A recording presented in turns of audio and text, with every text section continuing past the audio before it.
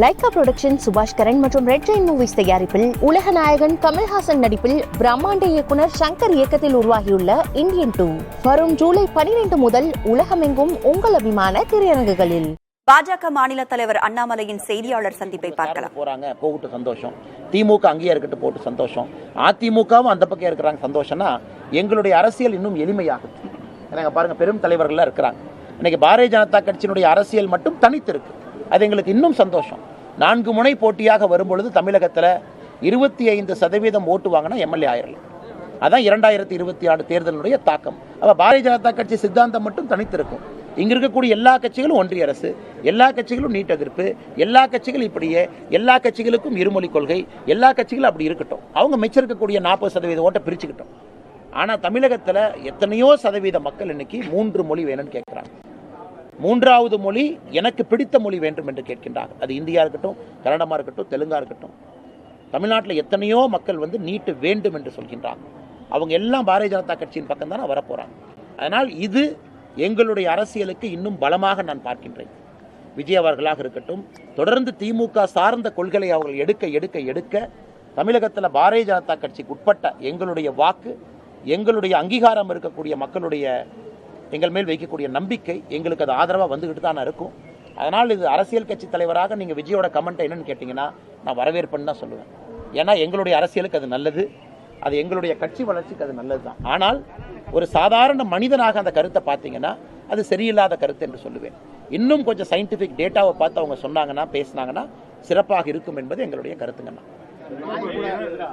என்ன மொழி சொல்லுங்கண்ணா?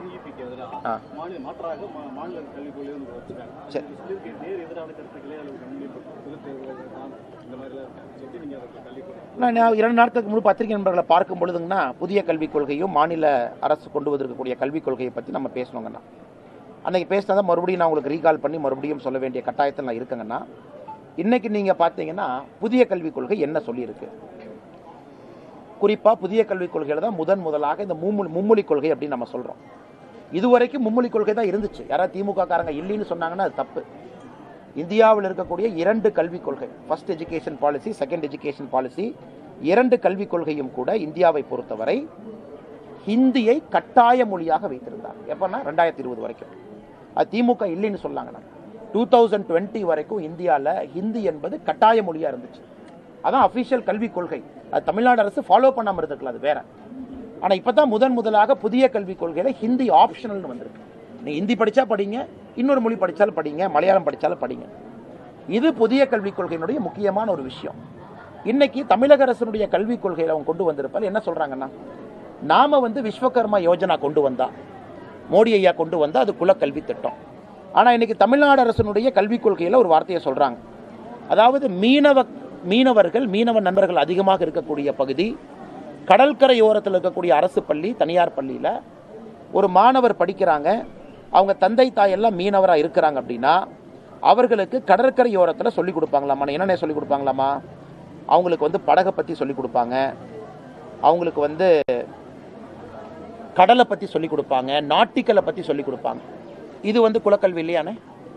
அப்போ மீனவராக இதே லாஜிக்கல் நான் கேட்குறேன். இது மாநில அரசுடைய கல்விக் கொள்கையில் கடலோர பகுதியில் நாங்கள் இதை சொல்லிக் கொடுக்க போகிறோம் அப்படின்னா இது குலக்கல்வி இல்லை. ஆனால் விஸ்வகர்மா யோஜனா திட்டத்தில் விஸ்வகர்மாக்கள், அது இல்லாமல் 13 சமுதாயம் அவர்களுக்கு லோன் மூலமாக தொழிலை விஸ்தாரப்படுத்துங்கன்னா உடனே முதலமைச்சர் அவர்கள் இது குலக்கல்வி அப்படிங்கிறாங்க. இந்த மாதிரி பாருங்கள், இந்த மாதிரி முட்டாள்தனமான ஆர்கியூமெண்ட்டை அவங்க வச்சிருக்கிறாங்க. அடுத்து நீங்கள் சொல்லிக் கொடுங்கன்னு தான் நாங்களும் சொல்கிறோம், சொல்லிக் கொடுக்க வேண்டாம்னு சொல்லிங்கன்னா.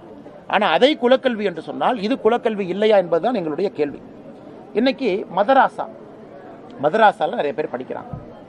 மதராசாவில் படிக்கக்கூடிய அந்த சிலபஸ், அதற்கு மாநில அரசினுடைய இந்த கல்விக் கொள்கை கொண்டு வந்திருக்கக்கூடிய குழு அங்கீகாரம் கொடுத்து அந்த மதராசாவினுடைய சிலபஸ் இந்தியாவில் இருக்கக்கூடிய இராணுவ பரீட்சை, டிஃபென்ஸ், இந்தியாவில் இருக்கக்கூடிய சிவில் பரீட்சை, இந்தியாவில் இருக்கக்கூடிய பேங்கிங் பரீட்சை, இதுக்கெல்லாம் நீங்கள் அங்கீகாரம் கொடுக்கணும் அப்படிங்கிறாங்க மத்திய அரசு. மதராசாவில் இருக்கக்கூடிய சிலபஸை மத்திய அரசினுடைய பேங்கிங், சிவில், டிஃபென்ஸ் எக்ஸாமினேஷனுக்கு இதை கொடுங்க. இது எப்படி ஏற்றுக்கொள்ள முடியுங்க? நீங்களே சொல்லுங்கண்ணா. இந்தியாவை பொறுத்தவரை ஒரு பக்கம் செக்குலர் எஜுகேஷனுங்கிறீங்க. மதராசா education is not a secular education.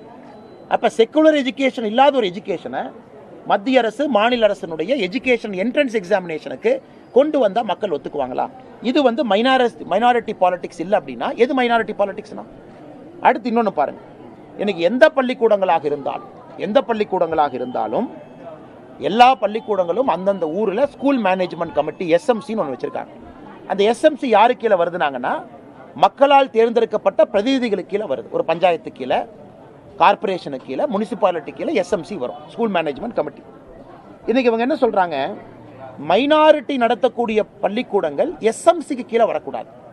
ஆனால் மைனாரிட்டிக்கு இருக்கக்கூடிய அதிகாரம் இருக்கட்டுங்கண்ணா, அரசியலமைப்பு சட்டத்தில் இருக்குது, அதை நாங்களும் வரவேற்கிறோம், அது இருக்கட்டுங்கண்ணா. ஆனால் மைனாரிட்டி பள்ளிகள் இருக்கக்கூடிய ஸ்கூல் மேனேஜ்மெண்ட் கமிட்டி இதில் வரக்கூடாது. இது மைனாரிட்டி அப்பீஸ்மெண்ட் இல்லை என்றால் எது மைனாரிட்டி அப்பீஸ்மெண்ட்? மக்கள் பிரதிநிதிகளுக்கு கீழே வரக்கூடாதுன்னா மக்கள் பிரதிநிதிகளை மக்கள் தானே தேர்ந்தெடுத்தாங்க, பாரதிய ஜனதா கட்சி தேர்ந்தெடுத்துதான். அடுத்து பாருங்க, உருது ஸ்கூல்ஸை அதிகமாக ஆரம்பிக்கணும். இதெல்லாம் மாநில அரசினுடைய கல்விக் கொள்கைகளை கொடுத்துருக்காங்க. உருது ஸ்கூலை அதிகமாக ஆரம்பிக்கணும், உருது டெக்ஸ்ட் புக்கை அதிகமாக கொண்டு வரணும். இது உருது திணிப்பு இல்லையா? ஹிந்தி திணிப்புன்னு சொல்லக்கூடிய திமுக அரசு உருது பள்ளிகளை அதிகமாக ஆரம்பியுங்கள், உருது டெக்ஸ்ட் புக்கை கொண்டு வாங்கன்னு சொல்கிறாங்க. இது வந்து உருது திணிப்பு இல்லையா? எஜுகேஷன் ஒரு பக்கம் செக்குலராக இருக்கணும், ஒரு பக்கம் எல்லாருக்கும் சமமாக இருக்கணும், அந்தந்த மதம் சார்ந்த பள்ளிக்கூடங்கள் இருக்கணும். ஆனால் அதை வந்து நீங்கள் என்ன பண்ணுறாங்க, சிஸ்டமிக்காக அதை வந்து உள்ளே கொண்டு வர பார்க்குறாங்க. நார்மல்சி ஆஃப் எஜுகேஷன் உள்ளே கொண்டு வந்து ஒரு என்ட்ரன்ஸ் எக்ஸாமினேஷன் பரீட்சையில் மதராசா பள்ளிக்கூடங்களுடைய சிலபஸை கொண்டு வரணும்னா எப்படி இதை ஏற்றுக்குவீங்கன்னா? அப்புறம் மத்திய அரசினுடைய கல்விக் கொள்கை, புதிய கல்விக் கொள்கை என்ன இருக்கோ அப்படியே cut copy paste.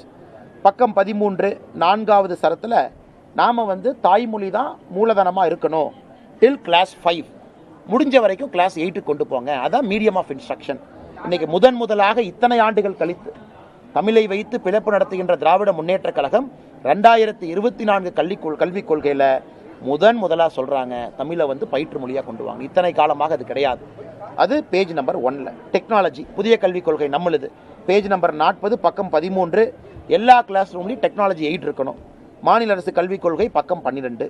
Inclusive education, ஜாதி வேற்றுமை இருக்கக்கூடாது, மொழி வேற்றுமை இருக்கக்கூடாது, ஆண் பெண் வேற்றுமை இருக்கக்கூடாது. நாம் சொல்கிறது இன்க்ளூசிவ் எஜுகேஷன் பக்கம் 24. தமிழக அரசு பக்கம் 23 இன்க்ளூசிவ் எஜுகேஷன்.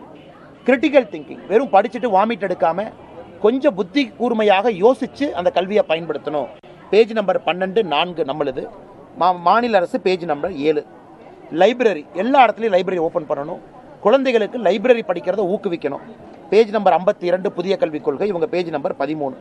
அலுமினி என்கேஜ்மெண்ட், ஒரு பள்ளிக்கூடத்தில் இத்தனை ஆண்டுகளாக படித்த குழந்தைகளை கண்டுபிடிச்சு ஒரு அலுமினி டேட்டா பேஸை கண்டுபிடிச்சு அவங்கள வருஷத்துக்கு ஒருக்கா பள்ளிக்கூடத்திற்கு அழைத்து ஒரு அலுமினி வச்சு என்கேஜ் பண்ணணும். புதிய கல்விக் கொள்கை பக்கம் 11 ஷரத்து 3. மாநில அரசுடைய கல்விக் கொள்கை பக்கம் 14. அடல்ட் எஜுகேஷன் சென்டர் AEC அப்படின்னு ஒன்று கொண்டு வர்றோம். இதன் மூலமாக வொகேஷனல் ட்ரைனிங், புதிய கல்விக் கொள்கை பக்கம் 52. இதே வந்து அடல்ட் எஜுகேஷன் சென்டரை மாநில அரசு அடல்ட் லிட்ரஸி சென்டர்னு மாற்றிருக்கிறாங்க. அங்கே AEC, இங்கே ALC அப்படிங்கிற பேர் பக்கம் 15. அடுத்து மைக்ரண்ட் லேபரர்ஸ், இங்கே இருக்கக்கூடிய நார்த் இந்தியன் லேபரர் திருச்சியில் இருந்தாலும் கூட அவர்களுக்கும் நம்முடைய குழந்தைகளுக்கு ஈடாக ஒரு பள்ளிக்கூடத்தில் அந்த குழந்தையை படிக்க வைக்கணும், சீட்டு கொடுக்கணும். இது வந்து மத்திய அரசினுடைய கொள்கை பக்கம் 10. மாநில அரசு இதே கொள்கை எடுத்திருக்கிறாங்க பக்கம் 23. பேசிக்கிட்டே போலாங்கண்ணே ஸ்போர்ட்ஸ். அதனால் இது கம்பேர் பண்ண ஆரம்பிச்சிங்கன்னா புதிய கல்விக் கொள்கை என்பது மத்திய அரசினுடைய கல்விக் கொள்கை எடுத்து அவங்களுக்கு இருக்கக்கூடிய 2 எக்ஸாமினேஷன். சரிப்பா, நீட் தேர்வு தொடர்பாக வெள்ளை அறிக்கை வெளியிட பாஜக மாநில தலைவர் அண்ணாமலை வலியுறுத்தி இருக்கிறார். நீட் தேர்வால் எவ்வளவு மாணவர்கள் பயனடைந்தனர் என தமிழக அரசு வெள்ளை அறிக்கை வெளியிட வேண்டும் என்றும் அவர் குறிப்பிட்டிருக்கிறார். நீட்டை ஆதாரங்களின் அடிப்படையிலேயே பாஜக ஆதரிக்கிறது என்றும் பாஜக மாநில தலைவர் அண்ணாமலை செய்தியாளர் சந்திப்பின் போது குறிப்பிட்டிருக்கிறார். விவரங்களை முழுமையாக பின்னர் வரும் செய்திகளில் பார்க்கலாம். லைகா புரொடக்ஷன், சுபாஷ் கரன் மற்றும் ரெட் ரெயின் மூவிஸ் தயாரிப்பில் உலக நாயகன் கமல்ஹாசன் நடிப்பில் பிரம்மாண்ட இயக்குனர் சங்கர் இயக்கத்தில் உருவாகியுள்ள இந்தியன் 2 வரும் ஜூலை 12 முதல் உலகமெங்கும் உங்கள் அபிமான திரையரங்குகளில்.